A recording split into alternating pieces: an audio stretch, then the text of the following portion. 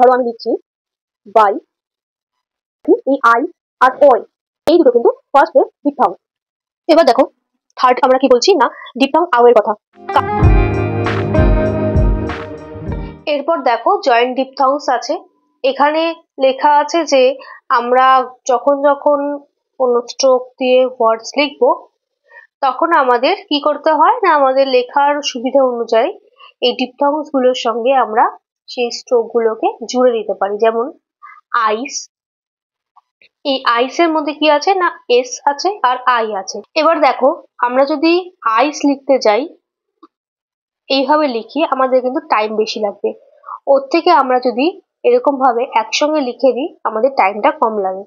তো সেই জন্য আমাদের সুবিধার জন্য এই নিয়মটাকে বার করা হয়েছে, যেখানে লেখা আছে কি না, আমাদের যখন সুবিধা হবে বা আমাদের সুবিধা মতো আমরা এই ডিপথং গুলোকে আমরা মূল যে স্ট্রোক গুলো আছে সেই স্ট্রোক গুলোর সঙ্গে জুড়ে লিখতে পারি একসঙ্গে।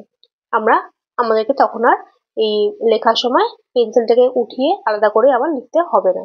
সেরকম ভাবে দেখো ice, item, idol, deny, oil, dew প্রত্যেকটাই কিন্তু একই রকম। এরপরে দেখো লেখা আছে যে নাও, এটার জন্য আমাদেরকে এই স্ট্রোকটা ইউজ করলেই হবে। মানে নাও আমরা কি করে লিখতাম, লিখে এরকম ভাবে লিখবো, কিন্তু আমাদেরকে আর এইভাবে লিখতে হবে না। আমরা কিভাবে লিখবো, এরকম ভাবে লিখবো। দেন এখানে দেখো লেখা আছে যে এল, এম, কে আর আপওয়ার্ড আর, এইগুলোর সঙ্গে আমি যখন আই লিখবো তখন আইটাকে আমার এইভাবে না লিখলেও চলবে।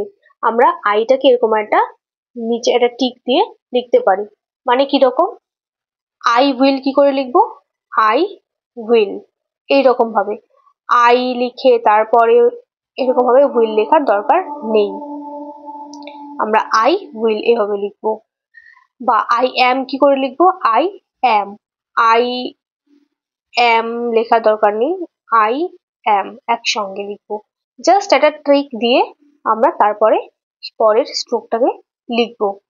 আই ক্যান আমরা এইভাবে লিখবো, আই রাইট এইভাবে লিখবো। দেন আমরা দেখো কি দেখছি যে কিছু এখানে ফ্রেজ আছে, যেমন ইউ, আমরা এর আগে শিখেছি যে ইউটাকে আমরা এভাবে লিখি। তো ইউ আমরা ক্যান ইউ লিখি, ক্যান দিয়ে তারপরে ইউ দিয়ে দিলে ক্যান ইউ, এভাবে give you, with you, when you, what you, would you, are you, এইভাবে আমরা লিখতে পারি। তো এরপর দেখো ট্রাইফোনস আছে। ট্রাইফোনস কি, একটা ডিপথং সাউন্ডের সঙ্গে আরেকটা যদি এক্সট্রা ভাওয়েল সাউন্ড পাই তখন সেটা লিখতে গেলে আমাদেরকে কি করতে হয় না, ওই ডিপথং এর সঙ্গে একটা ছোট টিক দিয়ে দিতে হয়।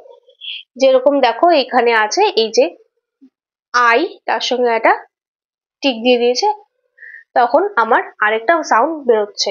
মানে এই যে ধরো আই, আই আছে তার সঙ্গে এরকম ভাবে একটা টিক দিয়ে দিলে আবার সেকেন্ড যে আরেকটা যে থার্ড, সেকেন্ড বা থার্ড যে ভাওয়েলটা আমি পাবো, মানে ডিপথং এ তো দুটো ভাওয়েল থাকেই, তার সঙ্গে লাস্ট যে ভাওয়েলটা পাবো সেই ভাওয়েলের সাউন্ড আমরা এইভাবে বুঝতে পারি। বা ধরো আও আছে, আও এর সঙ্গে আমি একটা দাগ দিয়ে দিলাম, তাহলে তার পরের সাউন্ডটা পাবো। এইরকম ভাবে কিন্তু আমার বাকিগুলো হচ্ছে। যেমন ধরো বাইং, বাই ইং, ইটের জন্য আমরা কি করছি না, এখানে এই ট্রাইফোনের এই সাউন্ডটা দিচ্ছি। এরপরে লাইং, বায়া, ভ্যারাইটি একই রকম। এরপরে দেখো লয়াল, এখানেও তাই। এই যে অয়ের সাউন্ডটা, অয়ের যে সাইন ছিল এই সাইনটার সঙ্গে একটা ছোট দাগ দিয়ে অনেকটা জেড এর মতো দেখতে লাগছে, তো এটা দিয়ে আমরা লয়াল, অয়ের সঙ্গে আবার আ যেটা আসছে সেই আয়ের উচ্চারণটার জন্য আমরা এই সাউন্ডটা দিচ্ছি বা এই সাইনটা দিচ্ছি। ভয়েজ একই রকম। এরপরে দেখো শাওয়ার, আও যেটা ছিল তার সঙ্গে একটা টিক উঠিয়ে দিয়ে আমরা আও এর সঙ্গে আ যোগ করে দিচ্ছি, শাওয়ার। টাওয়ার, টাওয়েল একই।